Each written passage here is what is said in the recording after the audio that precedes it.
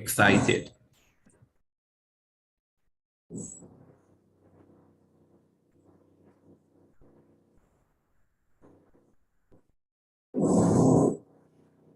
So of course, these meetings will be live streamed to YouTube.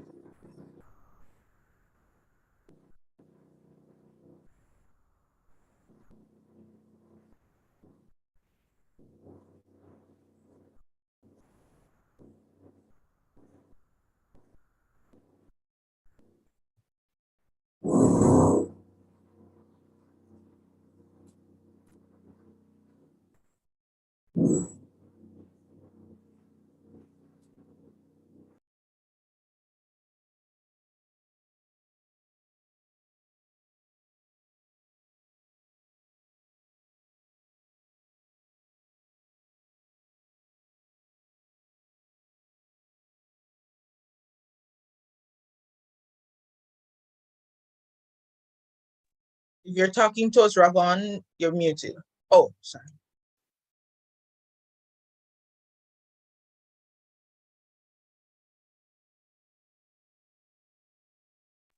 Indeed. I'm just preparing the stream right now.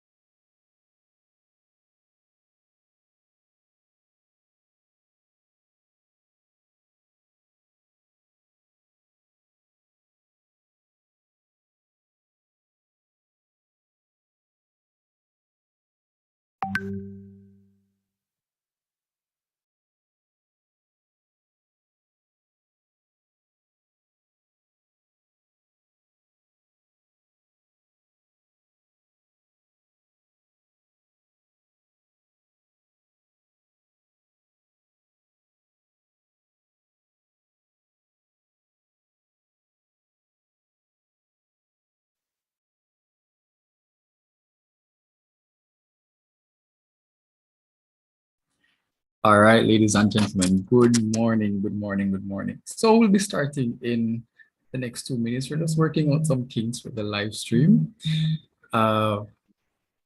Give me just a minute to put on my camera. But before I do that, I'm going to just ask Miss Clarence Freighter just to prepare herself to come and give us a brief welcome. Shortly after which we will be getting straight into the debate competition for Mr. Clarence Freighter. Mr. Oh. Clarence Freighter. My sincere apologies, Mr. Clarence Freighter. All right, so now I'll be inviting Mr. Clarence Freighter to come and give us a brief welcome, and then shortly after which, as I said earlier, we'll get straight into a competition.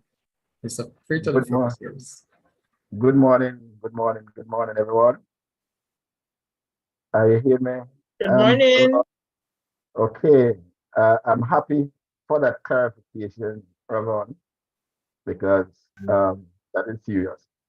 So the name is Clarence Freighter, first vice president, acting president currently. And let me just welcome all the schools participating in the Jcsa high school debate competition 2023. Let me just start off by saying thanks to the founder, Jermaine Barrett.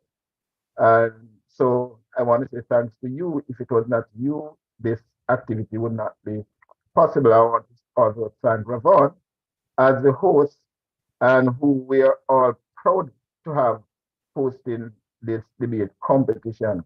Now we have a number of schools participating, and just for the records, every single school participating in this competition are winners. So there are no losers in this competition. And so We want to just thank the school administrators for allowing the students to participate in this prestigious debating competition. We, from the JCSA, we're looking forward to a very robust competition where all the students will perform at their utmost, the very best.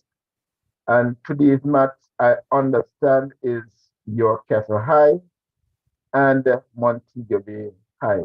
And I want to just let both schools know that you have our full support, and whatever you do, remember that the 30,000 Jamaica, 30,000 civil service members are watching you, looking forward to the presentation, and may the best school. And God bless you. And I want to just let both schools know that you have our full support, and whatever you do. All right. Thank you so much, Mr. Frita, for that charming welcome. So just to remind the team, so today we'll be debating. So we'll be having the first day of competition in the Jamaica Civil Service Association High Schools Debate Competition 2023. And in day one of two, we'll be debating the motion, this House would mandate that employees join a trade union. Boy, I tell you, these motions are, trust me, so scrumptious, if I may permit it to say that word. And I genuinely hope, in echoing Mr. Freitas' sentiments, that we'll have excellent exchange of intellectual ideas today.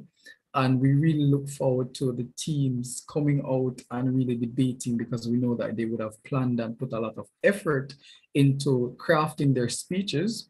And so in another minute or two, I'll just hand back over to Ravon to, just communicate how the configuration of teams will go. And then we'll shortly begin thereafter. Indeed. Thank you very much, Najani.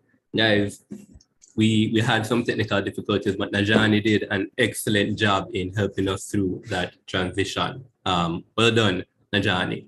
Indeed, again, welcome to the 2023 staging of the JCSA High Schools Debate Competition, put on, of course, by the Jamaica Civil Service Association and humbly powered by Jade. It is indeed a pleasure for us to gather on this platform here today. And I know time is against us, so we're going to move right into the action. Now, teams, you are fully aware of your positions, the motion that you're going to be debating. I'd like to remind us as well that we'll be streaming on YouTube the match York Castle High versus Montego Bay High School, which means we want that team to remain here, and I'll be assigning rooms to the other teams so you can go ahead and prepare for your debates. So without further ado, you would have heard from Mr. Clarence Freitas, and would have heard from Najani. So with all of that out of the way, let us get into today's debates. So the team York Castle High and Montego Bay High School, we're going to ask you to remain in this room. And we're now going to invite the other teams who will be participating in this debate to head to their respective rooms. Of course, those rooms will be communicated to you clearly. And just for the edification of the audience, the other teams that will be playing in today's matches are Ocherius High School versus the Knox College, the Cornwall College versus Jamaica College, and of course, you'll be seeing live on stream the team York Castle High versus Montego Bay High School for girls. Indeed, an exciting matches are available to us. So at this point in time, we're going to be assigning the teams to their rooms. In room 1, of course, we're going to have Ocherius High School versus Knox College. So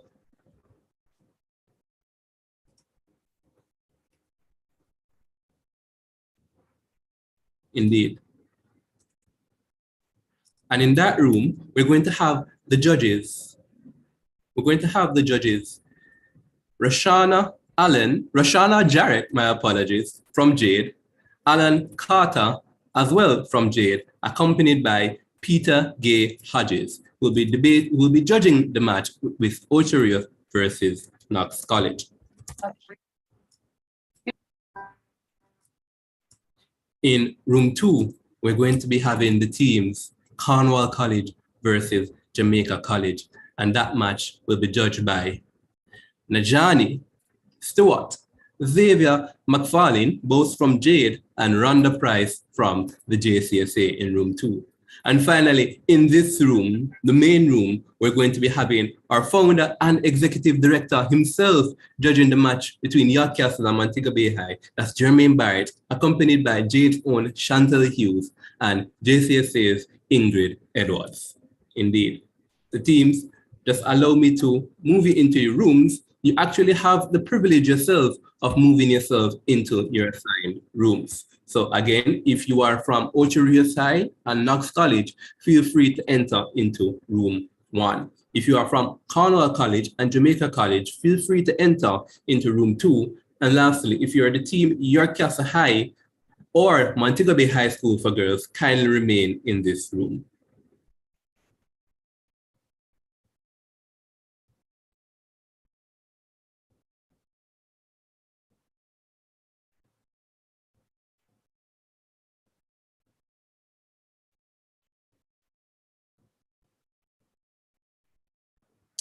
Mr. Barrett, Jermaine, the man himself, the man with the vision. Are you with us, Jermaine?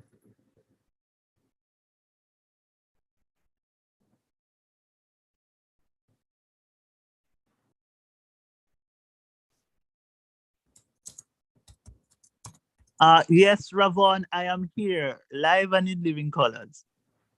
Indeed, indeed, indeed. Mr. Barrett, you are, of course, the chair for this round. Okay, very well. All right, let me get situated. 1 second.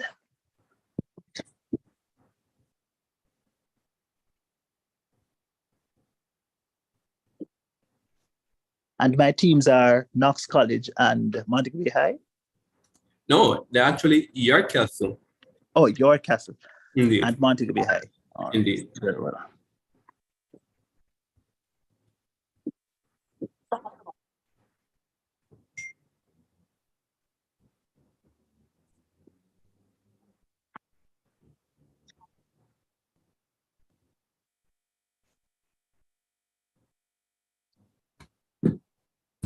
Good morning. Good morning. Am I being heard clearly?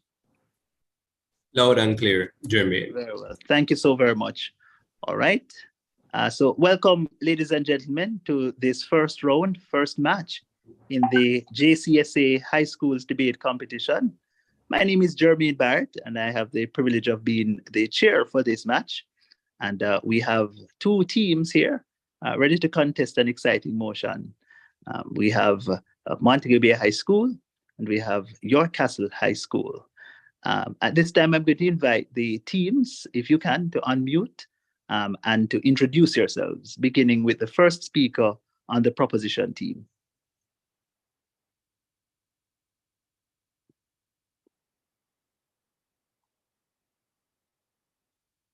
Again, do we have the proposition team here? The team that is proposing? All right, let's see. Do we have the Oh, good. All right, could you just unmute and introduce? We could just have one speaker announcing the name of the 2 speakers, the 3 speakers who will be representing the team. All right, so for the Prime Minister, we have Kalia Hardware.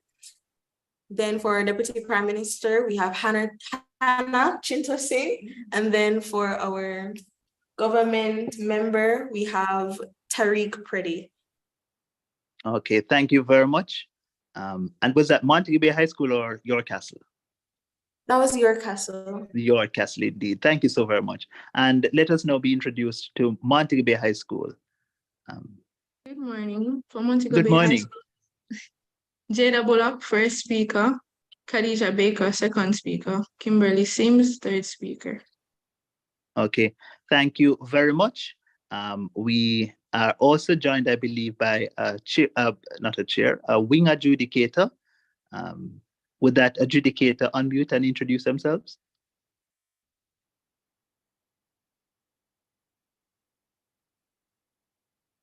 Again, just inviting the wing adjudicator to unmute and introduce themselves. While we wait on that, just to advise all teams that this match is being recorded. So I'm kindly asking that, especially when it is your time to speak, that you have your camera on and that you are in a position to speak clearly, meaning your audio works. That is going to be very important. Well, good morning, everybody. I am Ingrid Edwards from the Jamaica Civil Service Association, and I'm looking forward to a very spirited match. Indeed. Thank you very much. Thank you. Thank you very much, Ingrid. All right. Okay. Are there any questions, teams? Okay. There be no questions. At this time, I call upon the first speaker from the proposition team from your castle to open the debate. Hear, hear.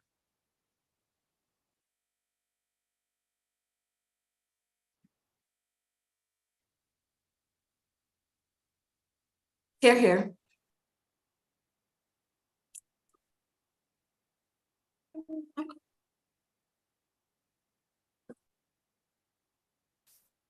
All right, may I begin? Yes, you may. All right. Mr. Speaker, adjudicators, my worthy opponents, good day to you all. Trade unions are the voice of the voiceless, the strength of the weak, and the power of the powerless. Ralph Gonzalez, Prime Minister of St. Vincent and the Grenadines. Since the advent of industrialized labor, employers have often aimed to exploit and disregard the rights of workers in their pursuit of wealth and the protection of their private property. In Jamaica, the labor movement was shaped by a long and complex history spanning 300 years of British colonial rule. Throughout much of this era, the people of Jamaica confronted a stark reality defined by the shackles of slavery, systematic oppression, relentless exploitation, and pervasive poverty. Trade unions, deeply intertwined with the labor movement, have evolved into pivotal instruments for improving the lives of laborers and catalyzing economic progress. It is upon this historical bedrock that this House would advocate for the moot. This House would mandate that employees join a trade union. To ensure comprehensive understanding of our proposition, let us elucidate some key terms in the moot. It signifies the granting of authorization of workplaces to unionize with 100 employees or more. Secondly, a trade union is defined as a collective formed by employees within the same trade, firm, company, or industry dedicated to safeguarding their rights, salaries, and working conditions against employer action. As such, the new moot reads as this House will authorize a workplace of 100 employees or more to join a collective aimed at safeguarding their rights, salaries, and their working conditions from exploitation of their employer. In seeking to mandate trade unions in Jamaica, it is important to analyze Jamaica's history with trade unions and our labor rights movement. The Emancipation Proclamation was read on August 1st, 1834. From that day forth, labor opportunities and experiences changed for the better. But there was a huge problem that confronted the slaves after emancipation. Mandatory apprenticeship was now a new obstacle for them. They had to serve apprenticeship for 4 years, a turn from slave labor into a more tolerable wage labor. While there were undeniable, these ex-slaves grappled with dire poverty, with villages on the island marred by starvation and destitution.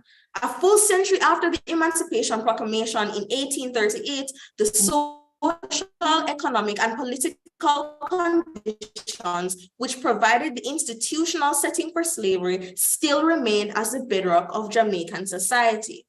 According to the Caribbean Freedom history text by Beckers and Shepard, by the 1930s, 400 to 500 unemployed workers were demonstrating for fair wages and better treatment on plantations in Trinidad. Similar action was taken in St. Kitts, St. Lucia, Guyana, and other English-speaking countries of the Caribbean. Wage disparities were significant, and the efforts of trade unions were aimed at improving and actions for their workers. Trade unions were the forerunners of the political parties in Jamaica. To enact policies that benefited the labor movement, they had to form political parties. In 1938, under the patronage of Sir Alexander Bustamante and the Bustamante Industrial Trade Union, BITU, was formed and set out on the dedicated task of taking care of welfare of Jamaican workers. Affiliated with the Jamaica Labour Party, but also the National Workers Union, which had connections with the Manly-led People's National Party. Before the emergence of trade unions, life for working class in Jamaica was characterized by a profound lack of rights and an enduring struggle for basic dignity. Even after the abolition of slavery, as apprentices, the formerly enslaved were further marginalized. They were unable to hold any significant civil office, obligated to work for 45 hours a week under the command of their former masters, and effectively deprived of their freedom to seek better wages or improved working conditions. The wages for skilled workers remained scanty, ranging from a meager few shillings to a few pounds each month. These oppressive standards persisted for a century after the formal abolition of slavery. Subjecting workers to gross underpayment and mistreatment by their employers. President of the Jamaica Confederation of Trade Union, Opposition Senator Dwight Nelson, has expressed the view that the trade union movement in Jamaica has contributed significantly to nation building. Trade unions have contributed to national development because they have provided stability in the society, and no nation can progress unless there is stability. Were it not for trade unions and their ability to sit workers down and in an orderly fashion negotiate for benefits and thereby eliminate all kinds of strikes and other unrest, the society would be in chaos. Luxuries that we benefit from now, for example, annual vacation as well as sick leave with pay, were also introduced to Jamaica by the BITU. Other advantages of trade union to modern day society would be expounded on by my Deputy Prime Minister. With all this in mind, it is undeniable that workers are in a far better position now than they were in the 1930s because of trade unions advocating and negotiating for their workers' rights. In conclusion, as we reflect on the history and the enduring impact of trade unions, it becomes abundantly clear that these organizations are not mere relics of the past, but vital agents of change and progress in the present and future. The struggles of workers, particularly in Jamaica's history, serve as a poignant reminder of the injustices that can prevail when labor rights have been neglected. Trade unions have not only contributed to the stability of nations, but they have also been instrumental in advocating for better working conditions, fair wages, and a multitude of benefits that we standard in the modern workplace. And it is on this grounds that we strongly believe that trade unions should be mandated. Thank you. Thank you very much for that fine speech, first proposition speaker representing your Castle High School.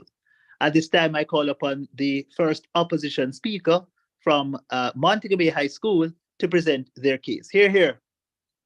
Here. Ready to begin? Yes, I am.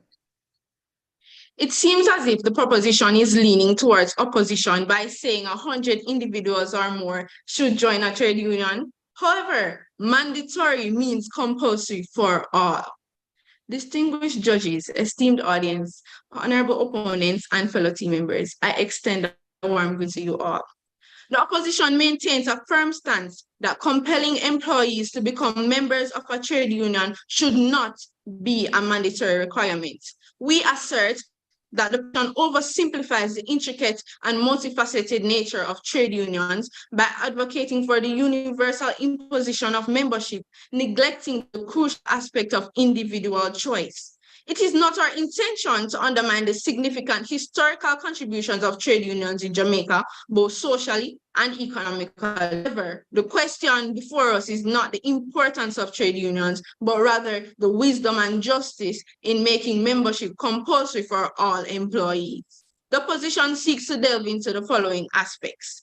Is it a prudent choice? Does mandatory union membership align with the best interest of all employees and the nation as a whole? Is it suitable for the nation as a whole?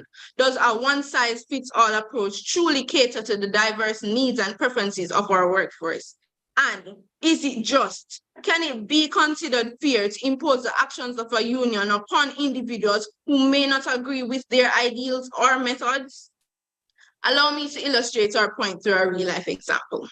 A concerned parent recently voiced her frustration in the Jamaica Observer, sharing her disappointment with the Jamaica Teachers Association due to a strike that caused her child to lose days of valuable learning time during the Jcsa exams. Her plea highlights a common concern that trade unions often prioritize the interests of their members over the broader public good.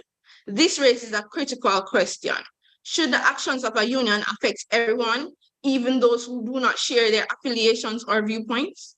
In a sense, the opposition questions why the proposition would advocate for the removal of an individual's choice to take a passive role in their own employment journey. It is our responsibility to shed light on the flaws in the proposition's model and advocate for a more balanced and equitable approach. Firstly, mandatory unions might reduce employers' incentive to address employees' concerns directly, as they may rely on the union to handle these matters. An illustrative example of this phenomenon can be found in the Caribbean sugar industry. In many Caribbean countries, sugar workers historically faced challenging working conditions. When unions became mandatory in some sugar estates, employers sometimes neglected immediate dialogue with their workforce, assuming that union representatives would address all grievances on behalf of the employees. This lack of direct dialogue can hinder the swift resolution of issues and potentially erode the employer-employee relationship. This underscores the importance of considering the unintended consequences of mandatory union membership, particularly in situations where it could affect the dynamics of labor relations in the Caribbean region. Secondly, the diversity of employee needs and aspirations call for a tailored approach to labor relations. In Jamaica, the workforce is notably diverse, with individuals from various backgrounds, skill sets, and personal goals. For instance, a factory worker in Kingston may have different career ambitions and priorities than a teacher in Montego Bay. Recognizing the diversity of employee needs and aspirations in Jamaica, we advocate for an approach that respects individual choice and accommodates the unique requirements of each worker. Mandatory union membership does not address this complexity. Lastly, mandating union membership can increase the potential for strikes and work stoppages, impacting productivity and business continuity. To exemplify, consider the recent situation mentioned by a concerned parent. She highlighted how the JTA had varying consequences at her children's schools. While one school principal did not support the strike and encourage teachers to continue working, another principal, a former JTA president, actively mobilized the strike by sending a notice to teachers, creating internal discord. This real-world scenario underlines how mandating union membership can result in conflicting actions by unions, leading to confusion and disruption. Inconsistent responses to strikes can not only affect students and parents, but also create internal strife within the teaching profession itself. We must carefully evaluate the consequences of mandatory union membership, especially when it has the potential to disrupt not only our daily life for the public, but also the eternal unity of professional organizations. In lieu of mandatory trade unions, where union membership and dues are obligatory, we propose the adoption of voluntary trade unions with an emphasis on educating potential members about the advantages of joining. Voluntary trade unions honor the principle of individual liberty and choice. Workers retain the option to decide whether to affiliate with a union based on their professional preferences, and convictions, given that membership is a matter of personal choice. This approach has the potential to reduce friction and conflicts between employees and employers. Under this model, unions are compelled to demonstrate their value to workers by providing effective representation and engaging in productive negotiations. Now, you may say, what about the free riders, those that benefit without joining a union, which we admit is a legitimate concern, as it may diminish the suitability of the union. To address this issue, we propose the integration of voluntary trade unionism with legal protections for workers' rights. Legal protections are essential to ensure that all workers are granted certain fundamental rights, irrespective of their choice to join a union or not. These rights encompass the freedom to organize, engage in collective bargaining, and safeguard against workplace discrimination. Importantly, legal protections are adaptable to various labor models, establishing a baseline of rights and standards that accommodate the flexibility of workers to exercise these rights as they see fit. I repeat, trade unions are not one size fits all. So we ask, is mandating trade unions a prudent choice? No. Is it a suitable option for the nation as a whole? No. Is it a just choice? No. With this, the opposition rests. Thank you very much, opposition first speaker from Montego Bay High School. Now, ladies and gentlemen, we go back to the proposition side to hear this time from their second speaker.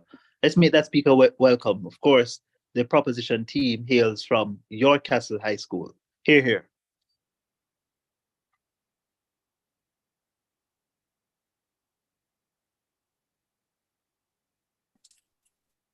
Honorable adjudicator, my worthy opponents, fellow teammates, and all present, good morning. It is the position of this House that in places of work with 100 employees or more, employees should be mandated to join a trade union. It would ruin the employee-employer relationship. On the contrary, we believe that trade unions would improve the relationships between employer and employee, making sure that communication is not hindered by an unfair power dynamic. The first speaker of the proposition addressed the historical significance of trade unions inside the Caribbean and the notable difference in working conditions pre- and post-trade unionist movements. The opposition would argue that mandation is encroaching on the human right of free will. But I would argue that the protection of the general public is much more important and beneficial for the society than one person's position. Not because your working conditions are ideal, means that every other worker has the same conditions as you. The mandation this House aims to put in place need not be some bothersome restriction to hold us down, as it is seen in our society, but rather a requisite that would benefit workers. Imagine this. Bob is employed by Just Another Day Limited, a commercial farming company as a farmhand, but is threatened by his manager that if he even attempts to join the Bustamante Industrial Trade Union, that half his pay would be docked for the month. It is beneficial to make joining trade unions mandatory to prevent exploitation from employers that seek to carry out their lucrative exploitation in the dark of night, free from criminal prosecution. Joining a trade union has numerous benefits to a worker in both public and private sectors. Many is often better than one, as trade unions are based on a concept of strength in numbers. Uriah Butler, a Trinidadian trade unionist, stated that, and I quote, "The power of workers lies in their unity," end quote. Trade unions can broker better wages and working conditions on behalf of workers, mostly based on their power of numbers, which is the footing of a trade union's efficacy. This power is a force to be reckoned with and can often coerce employers into more equitable standards of working. Trade unions often negotiate better health insurance, retirement plans, and other benefits. Information. Accepted. You say strength in numbers, but in your policy, you said 100 and over. What happens to those less than 100?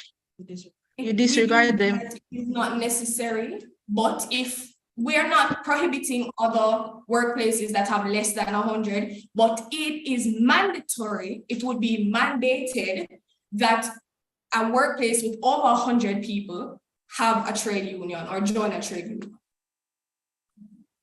And other benefits can enhance a worker's overall well-being.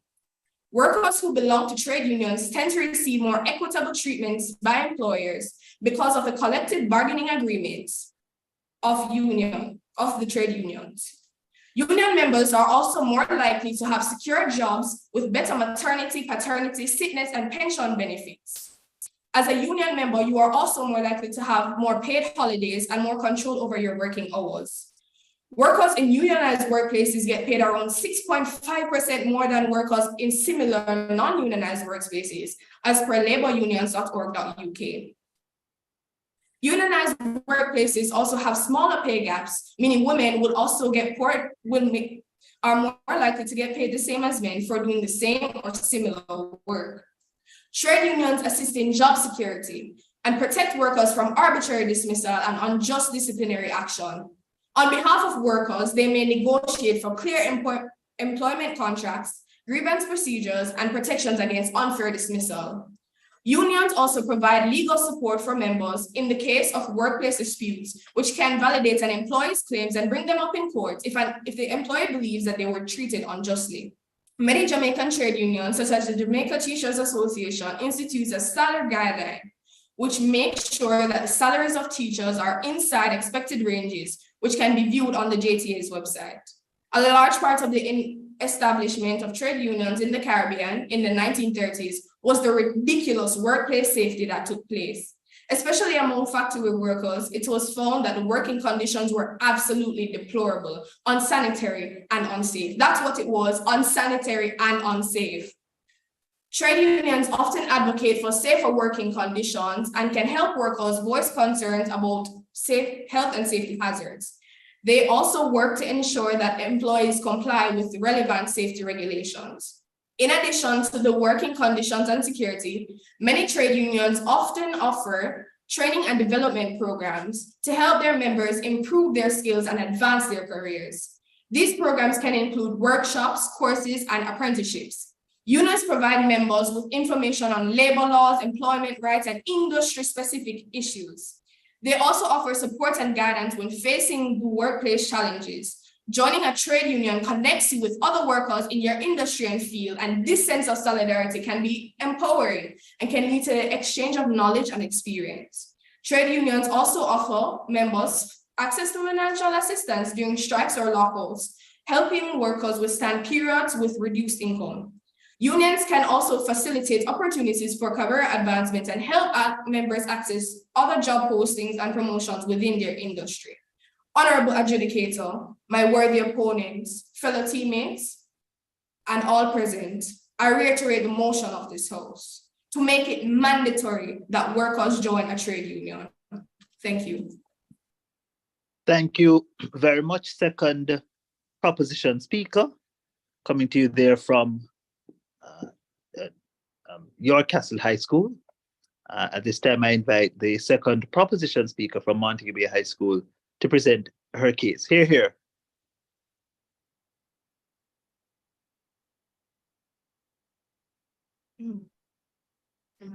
Position. Your policy goes against the very purpose of a trade union. Your obsession with strength in numbers is rather confusing, yet you disregard those under the 100 limit you propose. Ladies and gentlemen, members of this House, esteemed judges and fellow citizens and counterparts, good morning. Today we find ourselves in a pivotal moment where the very essence of individual liberty and economic prosperity hangs in the balance. The opposition may argue that mandatory trade unions are the way forward, but let us be unequivocal here. This is a dangerous yet risky path, one that tramples the rights of individuals and leads to the potential loss of businesses, especially those small enterprises that our economy relies on. Now, as we delve further into this discussion, it becomes rather evident that the proposition's proposal, although well-intended, indeed rooted in a one-size-fits-all mentality. The notion of mandatory trade union, as they propose, implies a top-down imposition, dismissing the nuanced needs and aspirations of individual workers who are under the 100 limit they so propose. The opposition advocates for a more enlightened perspective, one that values diversity of opinions and recognizes the strength of a system built on genuine choice, consent, and workers' rights that further assists where trade unions fall short. It is on this point that we stand against the proposal that this House would mandate employees to join a trade union. Firstly, let us address the basic concept of individual rights. Our society is built on the foundation of personal freedom. Mandating employees to join a trade union fundamentally denies the right to make choices about their own affiliations and convictions. I am confident that the proposition would concur that trade unions should respect and uphold individual rights. This principle of voluntariness is enshrined in the Trade Unions Act of Jamaica itself. Unlike the proposition's solution of mandatory trade unions, Jamaican law explicitly upholds the right of individual choice when it comes to union membership. The opposition honors individual freedom. Workers should have the autonomy to decide whether they want to be a part of a trade union or not. By mandating individuals to join, the proposition not only contradicts the Constitution, but the very essence of fairness, democracy, and individual liberty that trade unions passionately advocate for. What is more, the proposition's insistence of mandatory trade unions might inadvertently create an atmosphere of animosity between workers and their employers and these same trade unions themselves. Forced unionization can breed resentment and resistance as we know it, leading to strained workplace relationships and a strained relationship between the union and its members. When employees willingly choose, however, to join a trade union, they are more likely to engage and participate in the union's activity, as they now have a common cause. This leads to a stronger and more effective union, better equipped to represent the interests of their members. It is a partnership proposition, not a power struggle. This is a concept that seems to have went over all of your heads. The proposition also wishes to skirt past the economic repercussions of mandatory trade unions, so the opposition will blatantly point them out for you. Mandatory trade unions lead to increased costs for businesses, hence stifling economic growth and straining the business spirit of our Jamaican nation. This is especially damaging to the small and medium-sized enterprises, which would suffocate under these strict regulations, resulting in higher prices for products and services for customers, or even job cuts from these same employees the trade unions seek advocacy for. Voluntary unions, however, give businesses the flexibility to thrive, unburdened by the red tape of mandate must, enabling them to focus on what truly matters: growth, innovation, job creation in these times of inflation. Consider our standing in the global arena as well. We must be a nation that embraces choice and trust in our workforce. Mandatory trade unions, as the proposition proposes, sends a message of control and restriction on our people, making us less attractive to international investors. Voluntary trade unions illustrate our confidence in our people, in our businesses, positioning us as a nation open for investment and growth and moval into our future. Adjudicators, the opposition stance is not merely a disagreement. It is a defense of fundamental democratic principles and economic sensibility. We stand for the rights of individuals, the vitality of our Jamaican businesses, and the harmony of the workplace and the trade unions. The opposition stands for a future where choices are respected, where cooperation is genuine, and where progress is unencumbered. We thank you. Thank you very much. Second speaker from the opposition team, again representing Montego Bay High School. We now go, ladies and gentlemen, to the third substantive speaker from the proposition side. From your castle, let us make welcome their third speaker. Hear, hear. Hear, hear. Honorable adjudicator, members of the opposition, my fellow teammates, and those present here today, I kindly greet you. This House firmly believes it should be mandatory that employees join a trade union. With all the remarkable points proposed by my teammates, it is very disappointing to see the opposition proposing the argument that trade unions are dangerous, while they are, however, vital to our lives, and especially that of the workers, as it was a breaking ground for fair treatment. Society is a group. We progress as a group, not as an individual. Without a moment's doubt, it must be acknowledged that the previously delivered points by my teammates were of substance. Most importantly, from these points, we were all able to learn the historical background of trade unions and recognize the importance they play in our lives. By this importance, I refer to the benefits they offer and the fact that trade unions produce more good than bad. Point of information. Accepted. It seems that you are not listening, proposition. We did not say that trade unions are dangerous. We said that the proposal that you are mandating is dangerous, and that is an issue in your status quo, not ours. So what is your point? The introduction of trade unions sprouted from the horrible treatment of employees by their employers. The introduction of trade unions led to the formation of our local political parties, namely the Jamaica Labour Party and the People's National Party. The introduction of trade unions led to the implementation of fair wages, good working conditions, worker aid, amongst other benefits. The introduction of trade unions nullified the inevitable, that workers would progressively find their wages as unjust, with the increase in almost everything we need to survive. And by finding their wages unjust, these workers would rebel against their employers. The introduction of trade unions aid in job security, which is relevant in many ways because it is a much better position to have a job and have job security rather than having rebellions and strikes. Ayn Rand once said, upper classes are a nation's past. The middle class is its future. The middle class refers to individuals who fall between the working class and the upper class. Those in the middle class often are employed as professionals, managers, and civil servants. The existence of the middle class offers hope to the poorer class to improve their socioeconomic status. The middle class is the driving force behind expansion in the economy and, by extension, overall society. If people can reap the benefits of their hard work through consumer benefits, then they will be more motivated to invest in their work. According to an article done by the Center of American Progress, unions are said to represent workers in the middle class because union workers are more likely to be middle class than non-union workers. Unions represent workers in the middle of the income scale, which raises the earnings of workers who would otherwise fall below the middle class threshold. With this in mind, without a question, as a country, we would see a significant increase in our economic growth and state.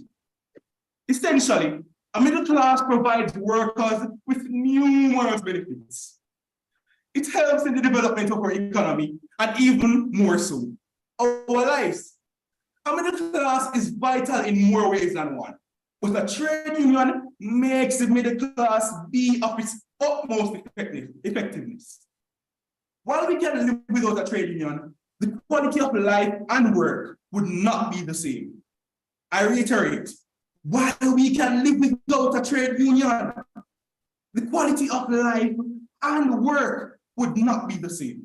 For that reason, trade unions are extremely necessary, and this House holds the belief firmly that it should be mandatory that employees join a trade union. Without reasonable doubt, I believe that my fellow teammates and I would have won this debate. Thank you. Thank you so very much for that speech. I now go back to the opposition team to hear from their third speaker. Hear, hear.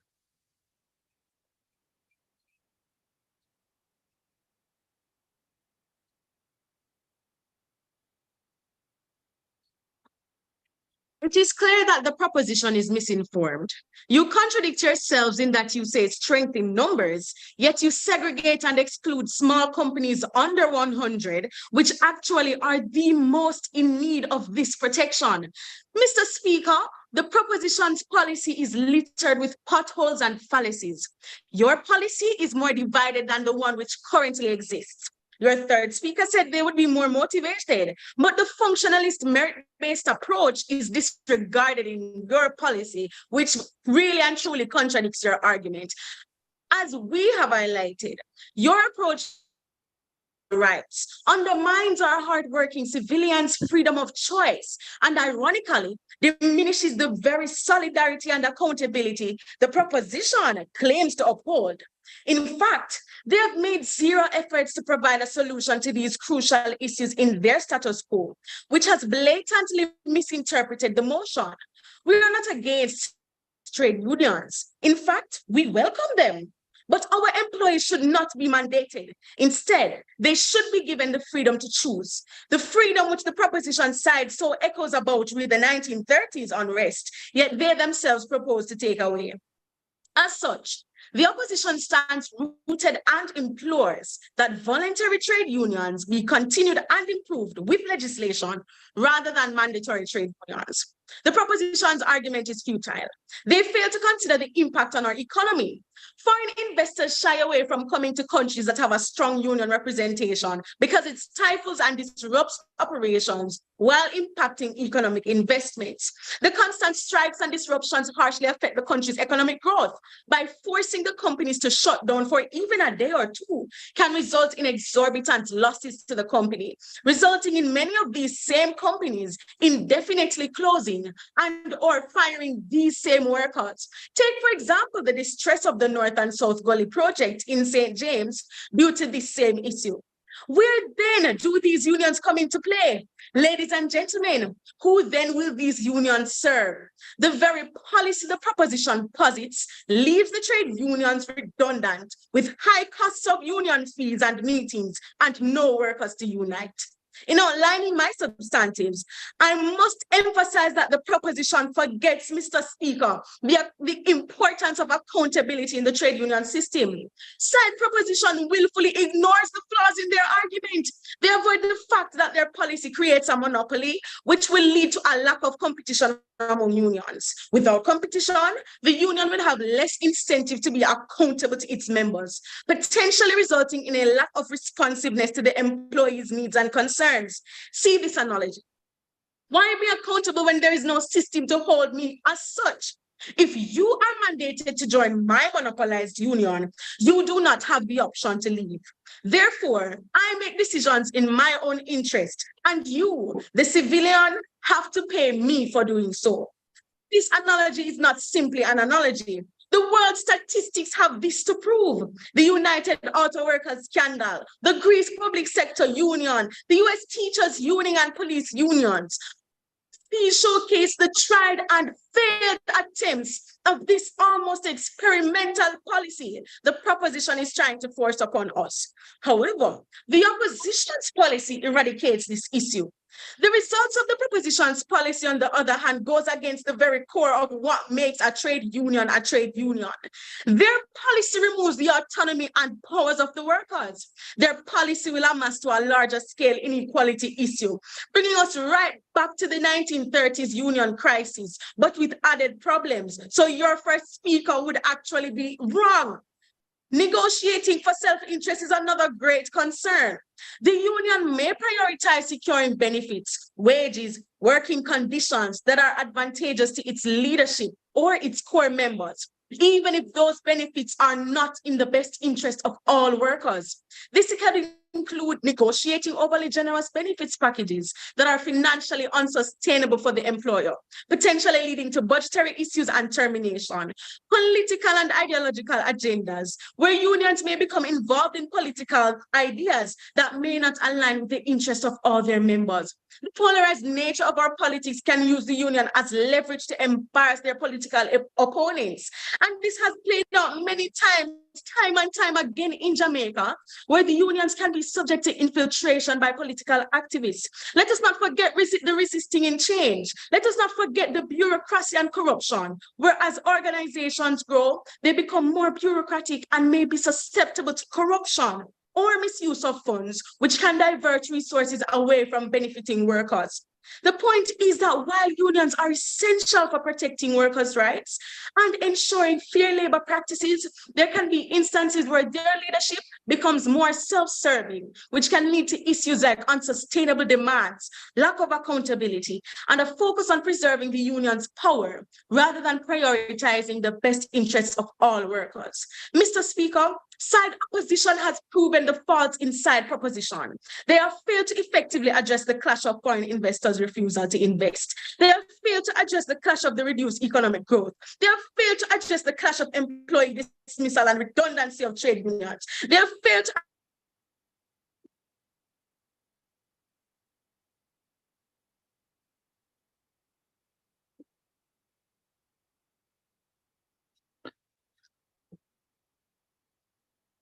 It seems we might have just lost the third speaker from Montego Bay High School, certainly her audio.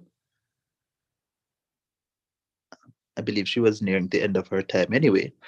All right, so ladies and gentlemen, we're going to now take a 1-minute pause. And at the end of the 1 minute.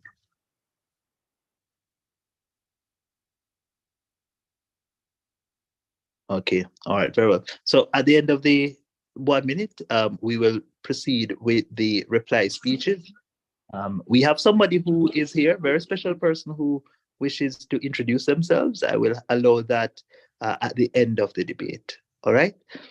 So, ladies and gentlemen, your 1 minute begins now. At the end of the 1 minute, we'll resume with the reply speech from Montego Bay High School, the opposition team first. Just wanting to check to see if they're still online. Montego Bay High School, are you here? Is Montego Bay High School still on?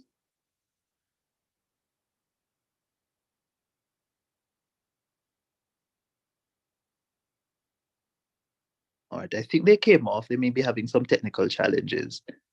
So we'll wait until they return. A few minutes.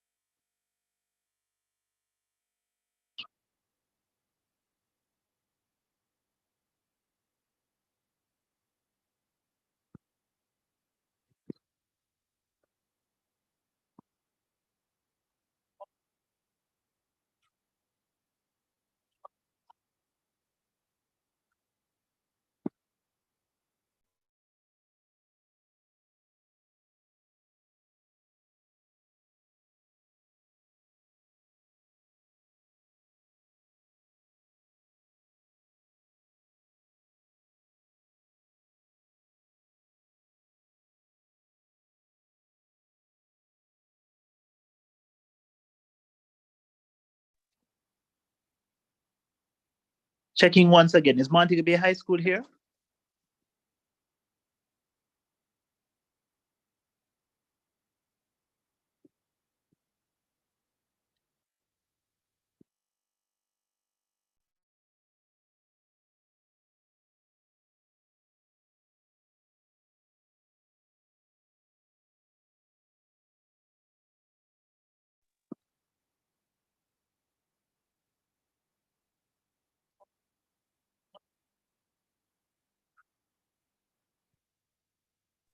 Apologies, Montego Bay High fell out of the meet. All right, Montego Bay High School, great, you're back. Yes, we're back. Did you hear the end of our third speaker? I lost a little bit of it, but I think it was just near the end and you were just about out of time. So I doubt it will affect your scores either way. Okay, thank you. You're welcome. All right. So unfortunately, though, we are now ready for the reply speech. Are you ready? Fortunately, yes, we are. Fortunately, yes, indeed. All right, that's the spirit. All right, so at this time, I call on the reply speaker from Montego Bay High School to deliver that speech, lasting for no more than 3 minutes. Hear, hear. The proposition appears unwilling to heed reasoned arguments, as their stance seemingly disregards the fundamental right of individual choice and proposes mandatory unionization. Conversely, the opposition cannot reasonably endorse such a suggestion, as we consistently emphasize voluntary union membership and the enactment of appropriate legislation can effectively address the issues put forth by our impassioned counterparts. Additionally, we can endeavor to educate our youth on the significance of trade unions. We have the option to encourage employers to establish transparent lines of communication with their workforce. Regular meetings, suggestion systems, and platforms for discussing workplace concerns can serve as means to address these issues without resorting to mandatory unionization. Furthermore, we can implement programs aimed at engaging employees within the workplace. These initiatives might encompass training, team building, activities, and recognition schemes, all contributing to a positive workforce environment and addressing concerns traditionally associated with unions, such as equitable treatment and job satisfaction.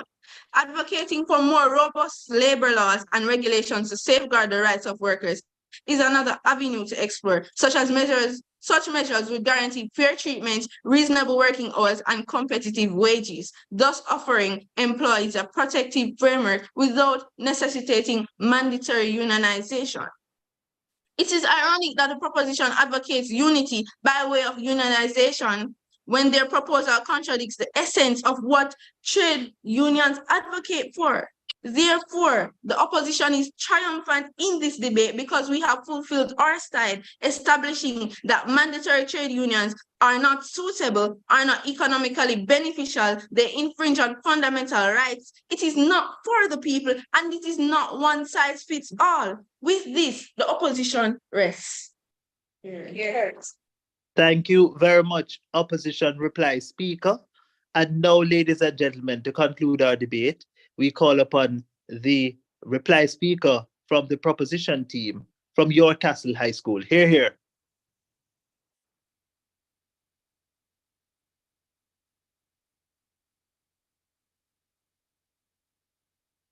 Hear, hear.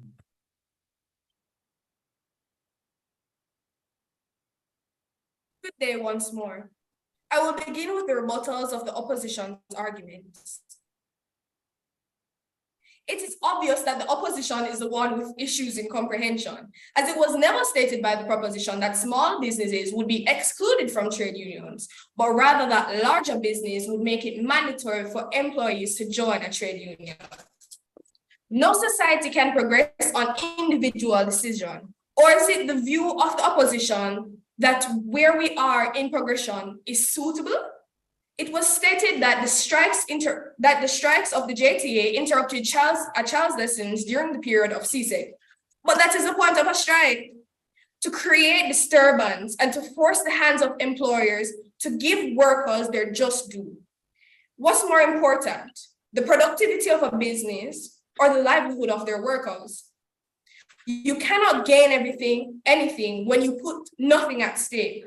Employers have the ability to exploit workers and their labor. Therefore, employees need a platform to advocate for their rights. Apologies. I will not address the strength in numbers because I have already done so. But we all know that society is a group. We progress as a group. If a business cannot afford to pay their workers, then why should they be in business? It is just as though if a business does not have stock or does not have the resources to put forth their services, why should they be in business? The aim of employers and employees are conflicting, you say. The employee's aim is to lessen the expenditure while maximizing profit margins. Employers are not concerned with paying employees for a fair wage because it in no way benefits them. Making it easy for employers to exploit workers, this is the exact reason for trade unions. We have already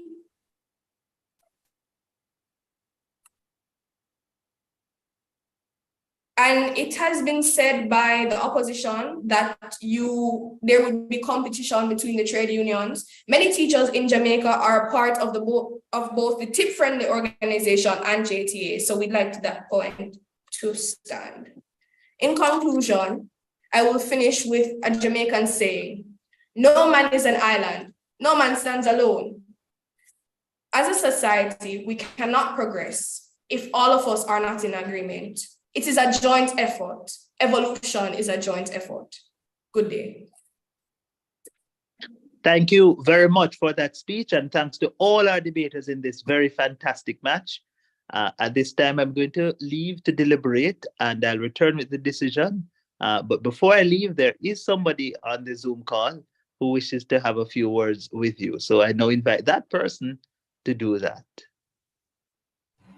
Hi, it's Chantel. I'm just saying that I'm the third judge. Earlier when I was supposed to introduce myself, I was unable to do so, but I'm here and I'm present. And yeah. All right, excellent. See, I built up a bit of suspense. The debaters must have been wondering, who is that? All right, so we're going to now leave, deliberate, and we'll return with the results. In the meantime, please hang around, refresh yourselves if you must, and in a few minutes, we'll be back with the results and some sort of explanation for the call.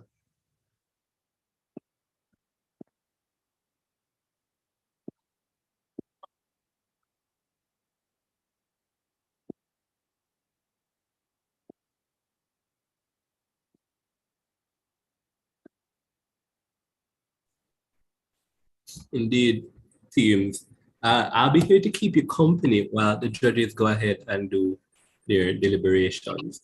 How were the debates? I was listening to the debates that took place. I want to say that as always, very proud of our debaters, of where debating is in high schools, and even I felt like I learned something from this debate. So, teams, how were your debates?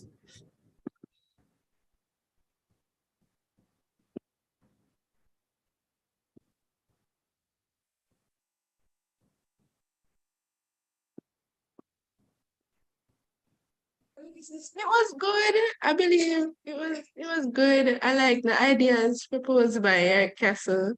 You guys have anything else to say? We enjoyed it. It was very fun and very passionate. Yeah, very insightful. Insightful and passionate. It was fun, indeed. That reflects my sentiments. What about you, Jcsa? How did you find the debates? We completely agree as well. It was very fun. This was also an incredibly fun and interesting topic to research as well. I know everybody on my team definitely enjoyed being a part of this debate. It was very enlightening. So Invigorating. yeah. Indeed. So how much did we know about trade unions before we started to engage in this debate?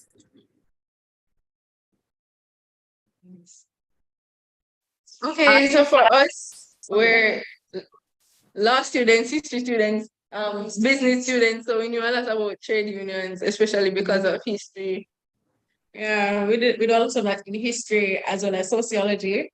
We did presentations on this in grade 11 and it stuck with us. So we were excited to see this as the motion because we're very passionate about trade unions. Oh, we're passionate about trade unions. Wow. Yeah. I had done for the card. I think they're going so. Hold on. Let's let Montego Bay High finish first. We're so sorry. Okay. We're finished. Fine. We're finished. You can go ahead. Okay.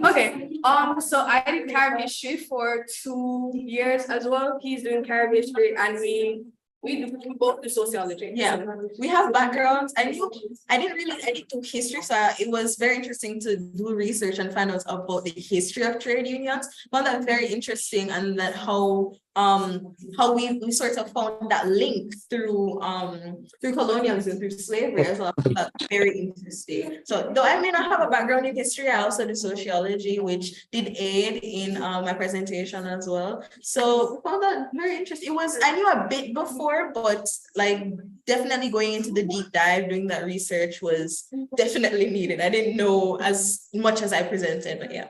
For me, the background, I never had the background. I mean, I do Caribbean history, but I'm great to, as you guys can see. You wouldn't know, but I don't want anyone to think I'm old. I'm 14. Wait, no, I'm turning 15. Sorry. All right. All right. So for me, we're not that far in the syllabus, so I haven't learned about trade unions yet. But it's something that I found very interesting. When I did my first bit of research, I was like, it's kind of a touchy topic.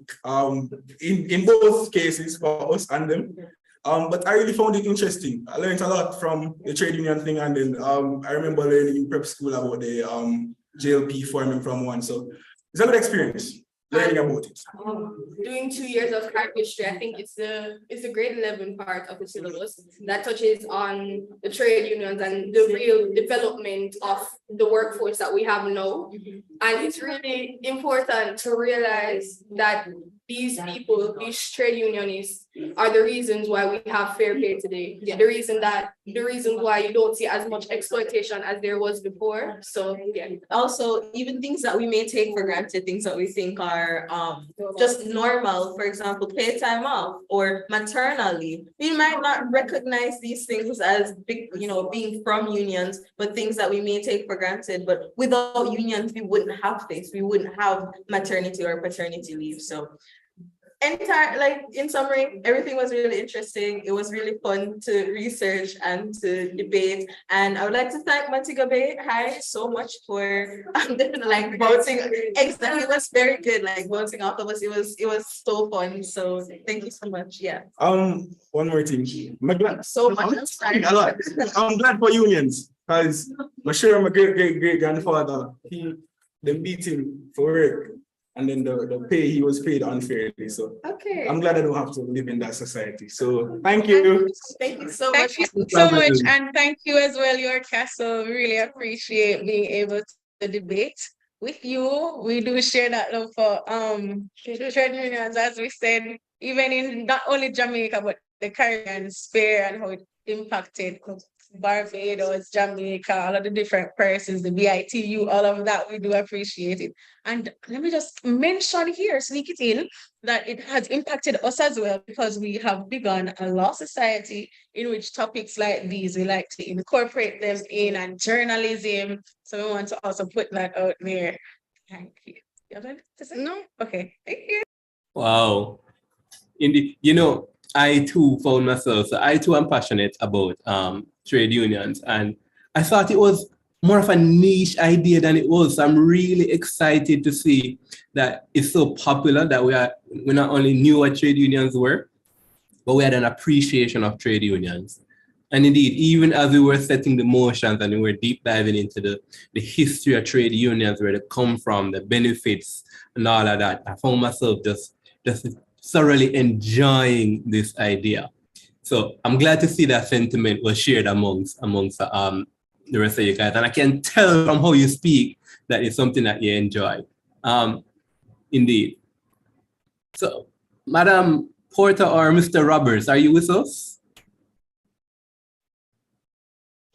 Yes, I am here. I am here.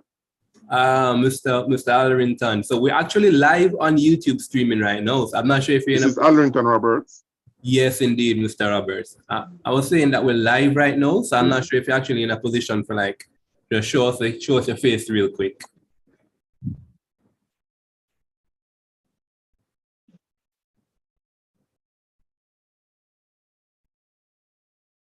Hi, Mr. Roberts. How are you doing? I'm all right so far. Enjoying the debates. Very vibrant, very, informational. Indeed.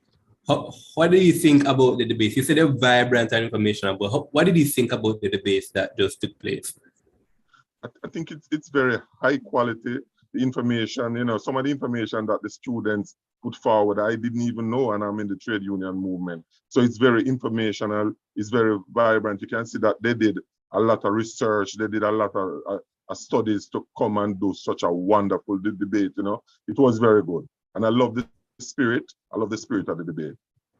Indeed, indeed. Mr. Arrington, if you don't mind, can you introduce yourself to us as well as your role at the Jcsa? Okay, so I am Alrington Roberts. I'm employed to the Ministry of Finance and the Public Service. I am the third vice president of the Jamaica Civil Service Association. And I am in charge of the committee that is in charge of the debate. So that's a trade union educational committee, and that's the committee that organizes and runs the debate along with Jade. Awesome, awesome. And indeed, Mr. Roberts, it was an absolute pleasure working with you. I'm glad that you were able to join and to see what our debaters have in store. I must say that some of these high school debaters are on par or even better than some of the college debaters that I've experienced. I'm very, very excited for the future of debating in Jamaica. Right. The quality is good and information is good. I really enjoyed it. Indeed, I absolutely agree. Thank you very much, Mr. Roberts, for showing up and showing out, repping Jcsa as always. It is a pleasure. Right. And thank you very much for, you know, organizing with us a well-run, you know, very good debate. Indeed. Thank you very much. And Madam Porter, are you with us? Miss Patrice Porter, of course, is the Administration and Human Resource Manager and our point person at Jcsa. Madam Porter, are you with us?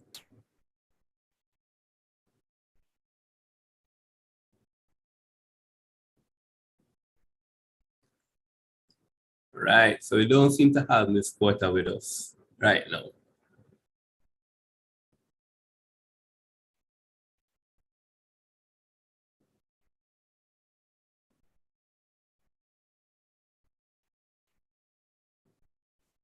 So this is always the part of the debate that gets us most tense and most anxious, when the judges have to go off and deliberate. And we're stuck here wondering, did my team do just enough? Did we complete our role? Did we present the strongest arguments? Did we undermine the arguments of our opponents significantly and sufficiently enough so that we can get this win? And indeed, while I am not a judge in this match, I'm grateful for that, because I would hate to have to be the one to sit down and adjudicate this match. But oftentimes that burden does indeed fall on me.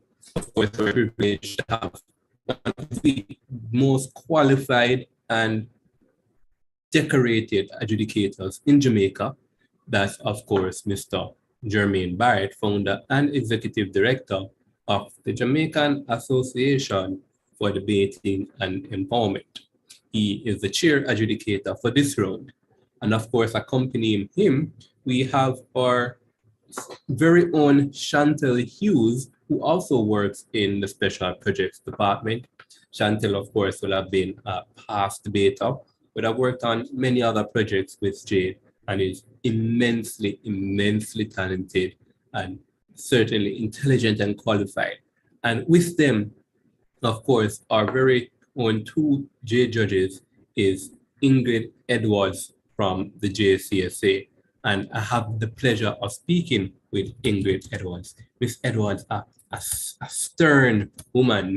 Miss Edwards doesn't take any foolishness, you know. I know Miss Edwards will be able to cut through everything that was said in the debate and assess the true critical key points. Of course, with her industry expertise as the industry expertise at JCSA and her appreciation of everything that happens within the trade union, I know that she will be invaluable to these deliberations. But those are the three judges that we have judging this match. Of course, I know right now that they're having a heated debate on their own to determine who the winner of this match should be. Not an enviable position to be in any at all. But indeed, if there's anyone qualified to make that kind of call, it will be our three adjudicators, Jermaine Barrett, Chantal Hughes, and Ingrid Edwards.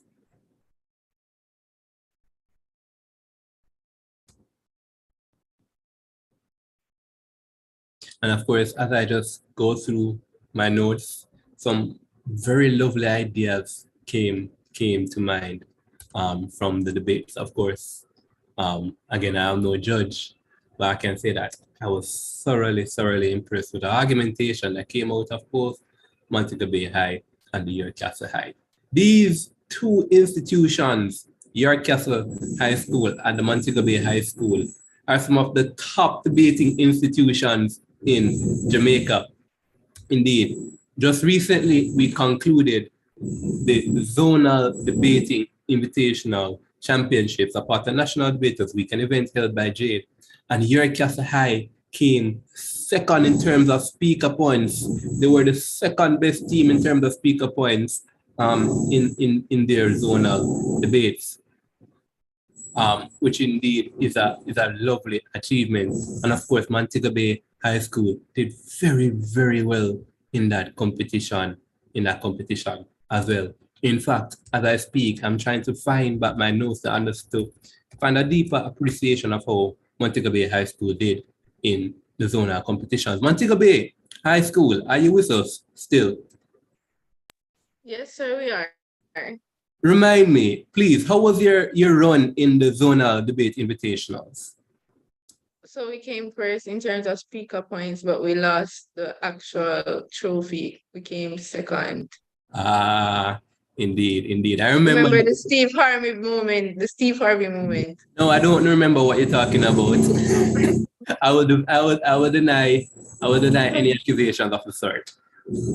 But indeed, we have two stalwart teams of debating Montego Bay High School, indeed, who would have been first in terms of speaker points, but would have just missed out on cupping the championship title as a result of course, the amount of team wins. So indeed, viewers out in YouTube, we have chosen to broadcast a very high caliber debate match right here between two stalwart teams, which was evidenced by their performance. Now, I'm going to do something unconventional. I'm going to ask you guys to just judge the debate that you had yourselves.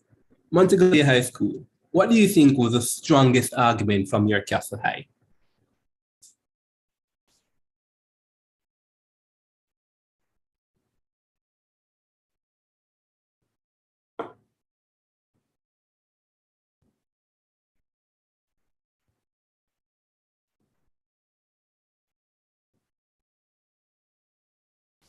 Montego Bay. Give us a moment. Give us a moment. Deliberating. The deliberating. Okay, indeed. Jcsa High, I'll be asking the same question of you. What did you think was the strongest argument that came out from the Montego Bay High School team?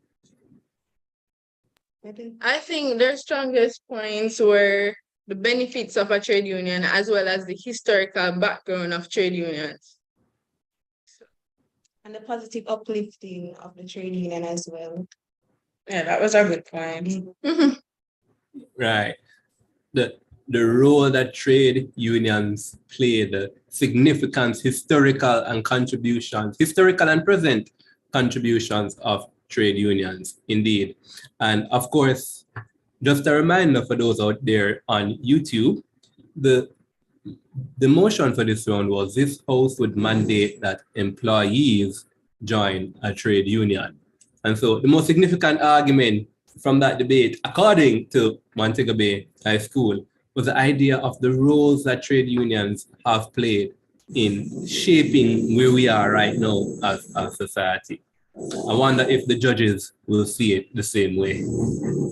Of course, we now invite Jcsa High to tell us what do we think was the strongest argument from the team, Montego Bay High.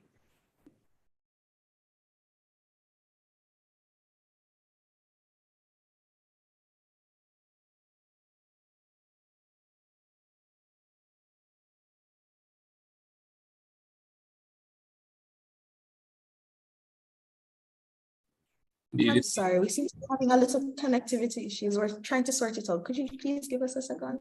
Of course. I'm glad that those issues didn't prevent you from having a lovely debate. They're occurring at the right time.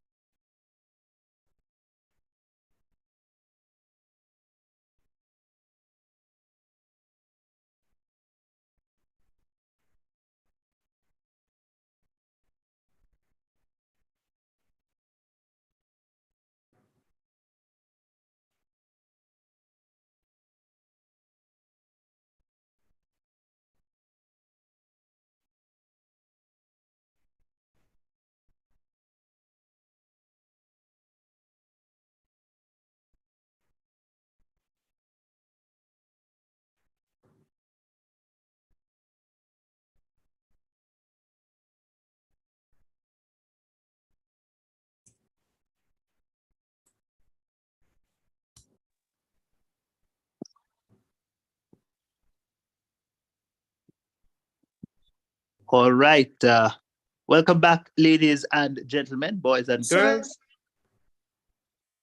Yes, We were hello? giving the strongest point we thought from Mobe High. You're doing what? Oh, so Jermaine, while you were deliberating, I took the opportunity to hear from the teams what they saw the strongest argument from their opponents. All right, so just I tell me when think you're the ready for this. strongest argument would have been made from the standpoint of human choice and free will, because it gets very sticky when we talk about mandating, when you're saying that you have to do something. It really brings into question what is the free will of the individual to be able to choose. Like how limited is the free will of someone, or how much can you limit the free will of someone? Yeah, so we'd say that that's their, in the context of a democracy. Yeah, so we'd say that that was your guys' strongest point.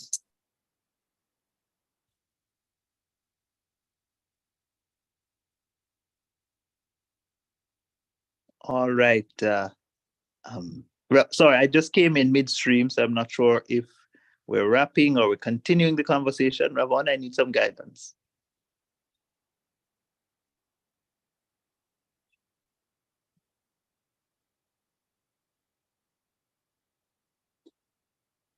So just checking, am I being heard? Yes, we can hear you loud and clear. Okay. Yes, sir, we are. I think the conversation is over now. Okay, all right, good. All right, so now for the big reveal, ladies and gentlemen. First of all, I want to begin by thanking both teams for opening the competition in fine fashion, in fine style. You did very, very well. And we, the judges, were very much impressed. We had on the panel Chantel and Ingrid, who served as tremendous support. And I served as the chair adjudicator for this match. Okay, it's also nice to see teams just, talking and, assessing each other's arguments the way you are just doing now. But it's now time for the results. I will provide some analysis as to some of the ideas that weighed significantly in our decision. And then I'll end by giving the result along with the best debater. By the result, I mean, who won, who placed second, and then ultimately close with the announcement of the best debater. Okay, so the debate started. We're talking about mandating admittance or membership within trade unions, and some historical analysis would have been important in terms of setting the context for why trade unions are important, the significant role that they played in our history and our development and our advancement to where we are now as a society. We got a lot of that coming from the first speaker from the proposition team from York Castle. At the very end, though, when we're deliberating, we just were wondering to what extent was that so important to fill almost an entire speech. You know, after you pass the point of providing the definitions and so forth, the almost the entirety of the speech was then devoted to the history.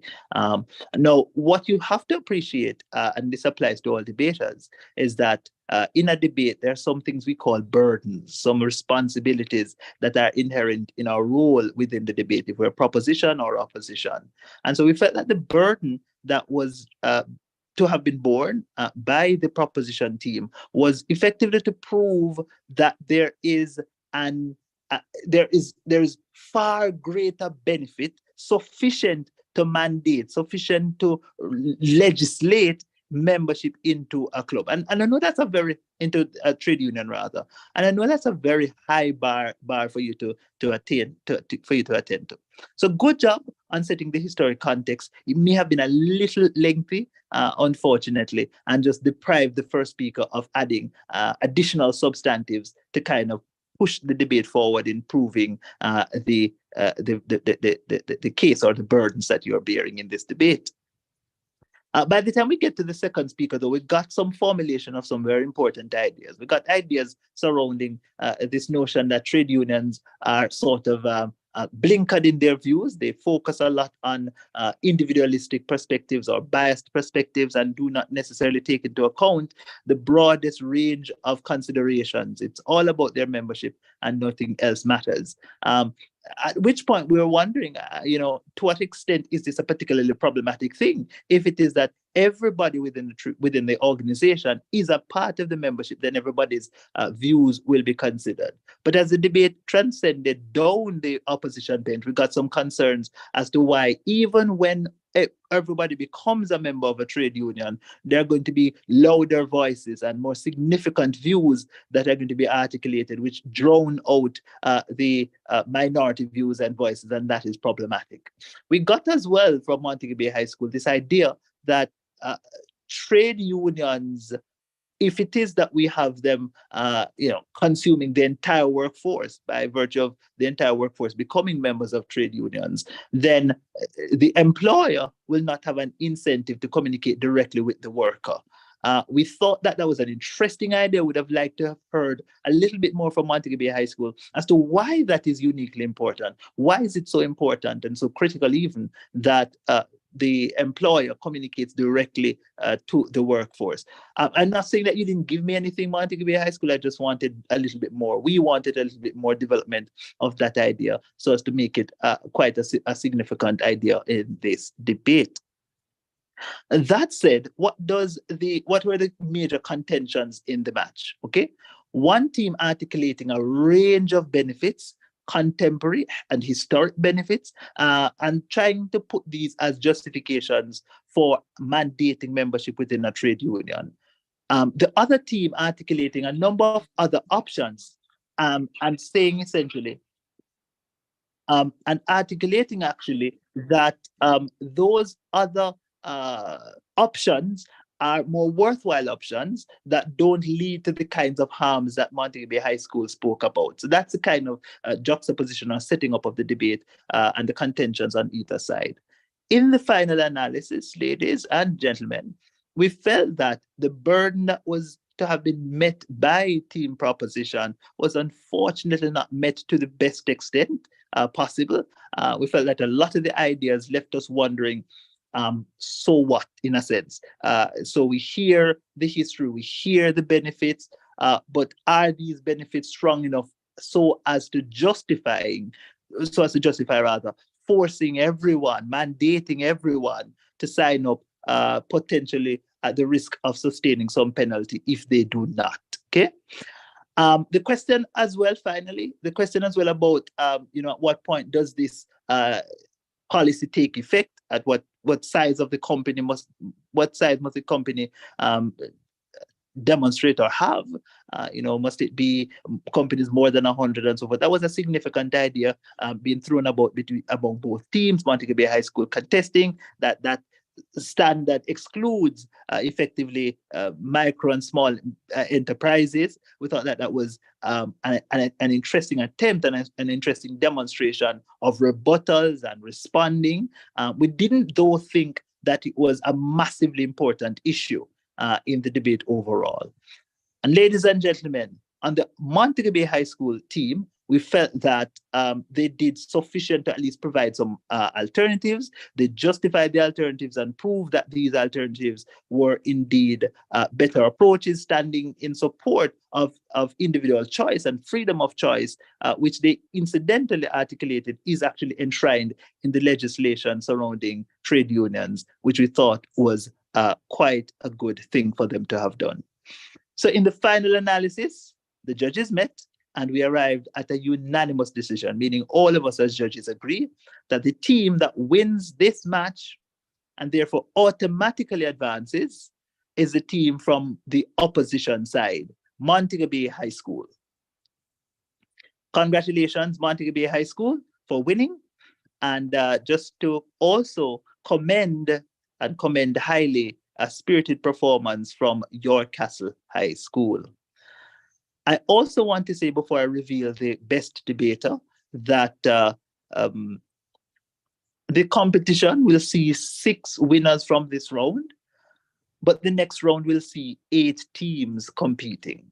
It means, therefore, that 2 of the teams who would have lost, it may or may not be Castle, will get the opportunity to advance to round 2. So I wanted to monitor the communication channels and await that very, very important announcement.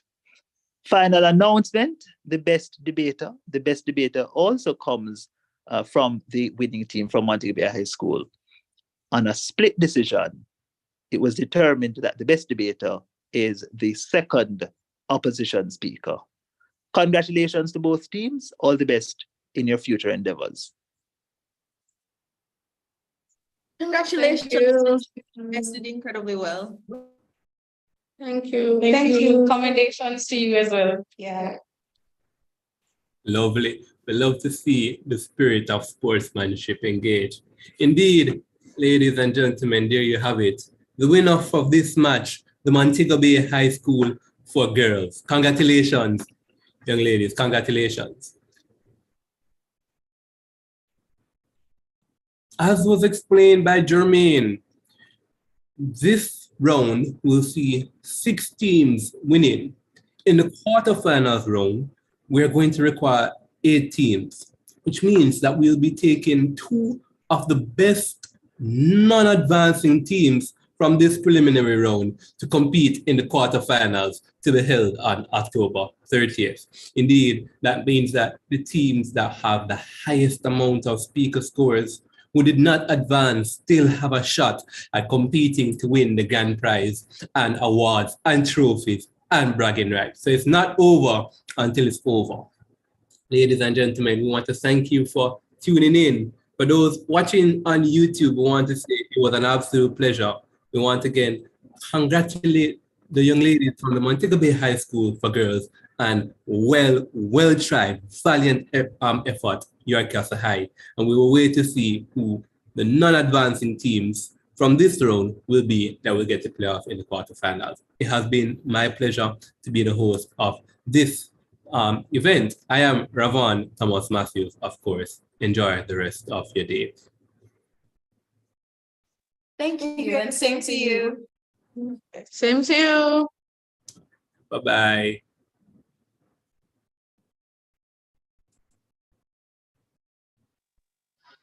Ramon, duties completed.